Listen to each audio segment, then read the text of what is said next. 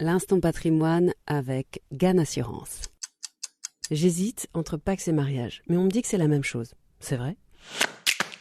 C'est faux. Le mariage protège bien plus la personne avec qui je partage ma vie. Alors la confusion, elle est souvent faite parce que fiscalement, que je sois mariée ou pacsée, je vais bénéficier des mêmes avantages. C'est-à-dire que je vais pouvoir effectivement faire une déclaration commune au titre de l'impôt sur le revenu et puis surtout, je n'ai pas de droit de succession à payer. Là où ça va être très différent, c'est que je n'ai pas du tout le même statut si je suis mariée ou pacsée. Si je suis pacsée, je n'ai pas le droit à la pension de réversion de mon partenaire. Je vais avoir le droit à une pension de réversion uniquement si je suis mariée. Donc c'est quand même extrêmement important de le souligner, puisque on sait que les femmes peuvent être dans une situation un peu précaire au moment de la retraite et la pension de réversion peuvent leur permettre de compléter de manière significative leurs revenus. Le deuxième, c'est les droits sur la résidence principale. Si je suis mariée, j'ai un droit temporaire et un droit viager au logement. Ça veut dire que je peux rester dans la résidence principale ma vie durant, alors que si je suis pacsée, j'ai juste un droit temporaire d'1 an. Et le troisième, c'est les droits sur la succession de la personne.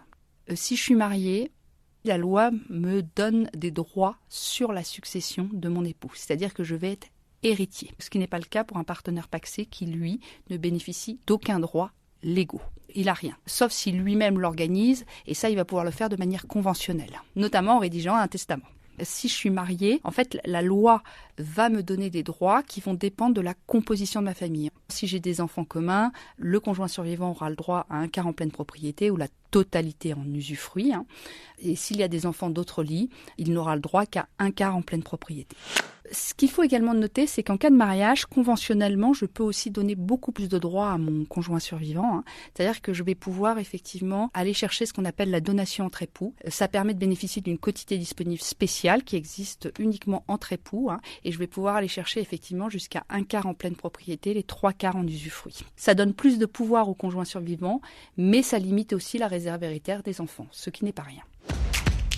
Alors, il faut quand même noter aussi qu'il faut être vigilant. Dans certains cas, les gens qui se marient n'ont pas toujours conscience que la loi, s'ils n'ont rien prévu, va donner des droits aux conjoints survivants. On peut très bien rencontrer quelquefois des familles qui se remarient, couples qui chacun a des enfants de premier lit, et en fait financièrement ils sont tous les deux bien à l'abri. Ils n'ont pas du tout l'intention de transmettre du patrimoine à leurs beaux-enfants. Donc en général, ce qu'on va leur conseiller, c'est de se marier sur la séparation de biens. Donc comme ça, chacun reste bien autonome. Sauf que si on s'arrête là, au moment du décès, la loi va donner au conjoint survivant un quart en pleine propriété. Donc si je prends un exemple concrètement, madame a 1 million, monsieur a 1 million, monsieur décède, le montant de sa succession est bien 1 million d'euros. La loi donne un quart de ce million au conjoint survivant. Alors madame, elle hérite de 250 000 euros. C'est bien le patrimoine de madame que je viens gonfler et c'est bien ses enfants qui vont en profiter. Parce qu'en fait, les enfants, madame, au moment où je vais ouvrir la succession de madame, le patrimoine de madame, il ne sera pas d'1 million, mais d'1 250 000 euros. Donc ses enfants, ils vont hériter des 1 250 000 euros. Alors que monsieur, finalement, ses enfants, ils ne vont hériter que de 750 000 euros. Donc la différence, elle est quand même énorme. Bien évidemment, ça, c'est pas une fatalité. C'est-à-dire que c'est pas des règles d'ordre public. C'est-à-dire que je peux très bien conventionnellement aller voir mon notaire et prendre des dispositions pour justement éviter que mon conjoint survivant hérite. Et ça, c'est un conseil qu'on va pouvoir donner.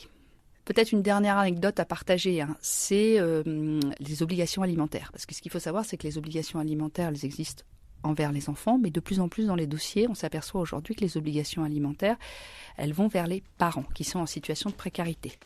Si vous êtes marié, cette obligation alimentaire, vous l'avez aussi vis-à-vis de vos beaux-parents. Donc ça veut dire que vous pouvez vous retrouver à payer pour votre beau-père et votre belle-mère, et ça, c'est la loi et vous êtes obligé à partir du moment où ils sont dans une situation de précarité. Je sais que cela suscite beaucoup de questions. Parlez-en à votre agent. Ils sont formés à ces sujets et sont en mesure de vous conseiller. Merci à Anne-Lise Chary-Marsène, responsable gestion de patrimoine et ingénierie patrimoniale chez Groupama Ganvie, d'avoir répondu à la question.